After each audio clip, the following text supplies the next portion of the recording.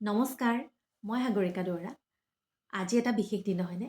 আৰু আজিৰ দিনটোৰ বিশেষত্ব মই আপোনালোকৰ আগত নকলেও হ'ব। আপোনালোক সকলোৱে হয়তো জানেই।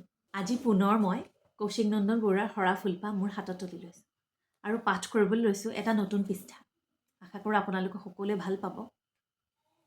106 নম্বৰ পৃষ্ঠাত কৌশিক নন্দন বৰুৱাই লিখিছে, এ ডে উইথ চেল্ফ পাঠ কৰিবলৈ লৈছোঁ। প্ৰতিবাৰেই চাগে 14 ফেব্ৰুৱাৰীৰ দিনটো নিজৰ প্ৰিয়জনৰ সৈতে কটাই ন?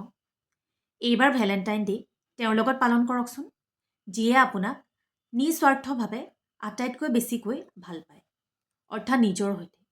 আচৰিত হৈছে চাগে। সঁচাই কৈছোঁ, আমাৰ জীৱনত প্ৰথম প্ৰেম যিয়েই নহওক, আমাৰ শেষ প্ৰেম কিন্তু আমি নিজেহে হওঁ। আজিৰ দিনটো পাৰিলে নিজক দিয়ক।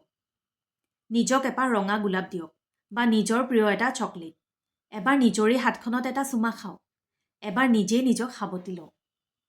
মনত পেলাওক সেইবোৰ দিন, যিদিনা পৃথিৱীৰ অচিনাকি ৰূপত আপুনি নিজৰ ওচৰলৈ দৌৰি আহিছিল, যিদিনা নিজৰ লগত কেৱল আপুনিহে আছিল। পৃথিৱীয়ে ভাঙি থোৱাৰ দিনা যেতিয়া নিজেই নিজক বুজাইছিল আৰু নাকান্দিবিও, নিজেই নিজক সামৰিছিল।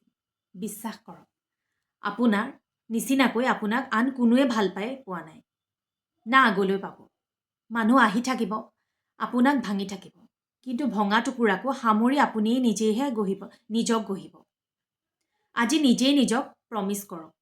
নিজতকৈ বেছি আন কাৰো নহয় আপুনি। নিজক কেতিয়াও আনৰ বাবে নেহেৰুৱাই আপুনি। অন্তত এদিনৰ বাবে এবাৰ নিজৰ কাষলৈ ঘূৰি আহক না।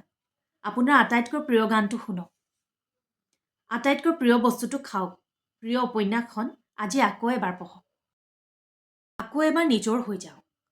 আৰু দিনটোৰ শেষত আইনাখনলৈ চাই এবাৰ কওক, হেপী ভেলেণ্টাইন মাই লাভ।